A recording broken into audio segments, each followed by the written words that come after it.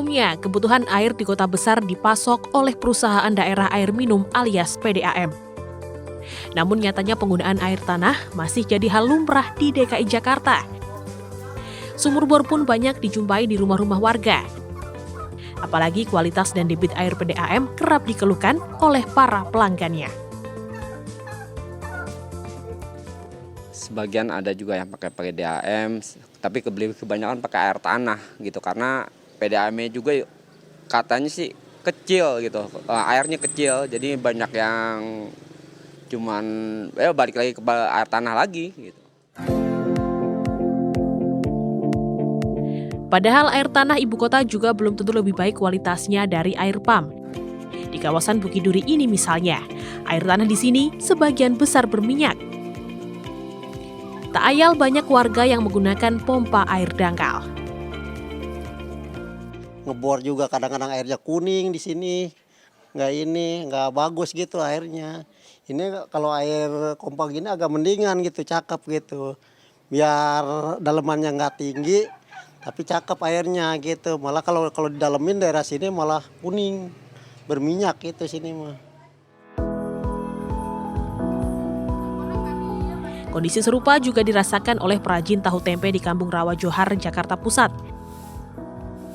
Air pipa tak bisa sepenuhnya memenuhi kebutuhan produksi salah satu protein favorit masyarakat ini. Alhasil para perajin lebih memilih untuk menggunakan air tanah lantaran kecilnya debit air dari PDAM.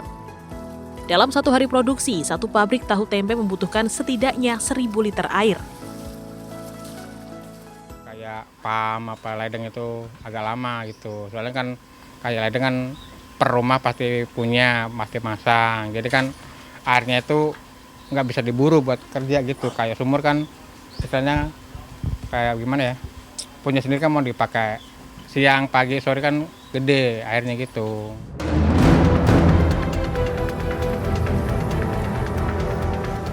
Berdasarkan data tahun 2022, sebanyak 32% penduduk DKI Jakarta masih mengeksploitasi air tanah untuk memenuhi kebutuhan air bersih sehari-hari. Sekitar 11.000 liter air tanah disedot setiap detiknya oleh warga Jakarta. Hal ini membuat Jakarta terancam tenggelam. Sebagian Jakarta bahkan telah berada di bawah permukaan air laut. Alhasil, Kementerian Energi dan Sumber Daya Mineral mengatur penggunaan air tanah lewat keputusan Menteri ESDM. Masyarakat yang menyedot air tanah kini harus mendapat izin dari kementerian. Namun pihak kementerian menyebut penetapan belit baru ini lebih kepada menjaga kualitas air tanah serta mengelola cekungan air tanah akibat aktivitas manusia, bukan untuk membatasi pemanfaatan air tanah oleh masyarakat. Sehingga aktivitas eksploitasi air tanah tidak akan berdampak buruk pada lingkungan. Meski berniat baik, namun kebijakan ini dikritisi oleh pengamat tata kota.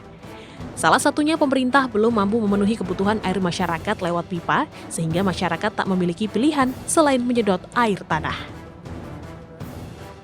Artinya kita bukan pesimis dalam hal ini ya, tapi di balik pelarangan, apa upaya kita untuk memperbaiki keadaan?